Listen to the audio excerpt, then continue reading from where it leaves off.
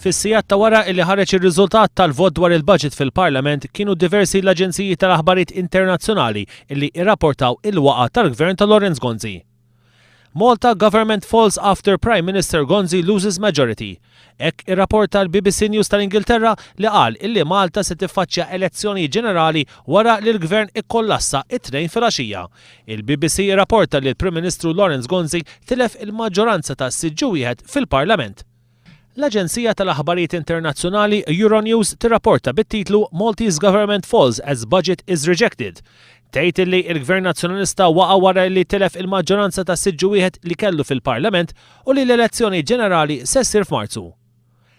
L-Aġenzija Reuters ukoll irrapportat li l-Gvern Malti sejjaħ elezzjoni ġenerali bikrija wara li tilef vot fil-Parlament.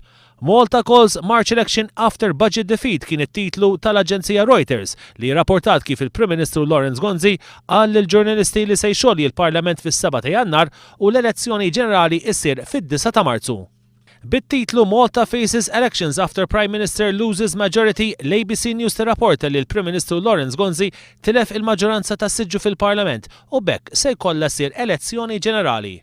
L-AFP tirrapporta li l-Gvern Malti immexxi mill-Prim Ministru Laurence Gonzi waqa' mill-poter wara li ma ġabx maġġoranza fil-vot dwar il-budget. It-titlu li l-AFP tagħżel huwa Malta Government Falls Forcing New Elections. Min-naħa l-oħra l-Aġenzija tal-Aħbarijiet Taljana ANSA tgħid li f'Malta jaqa' l-Gvern elezzjoni għad-9 ta' Marzu.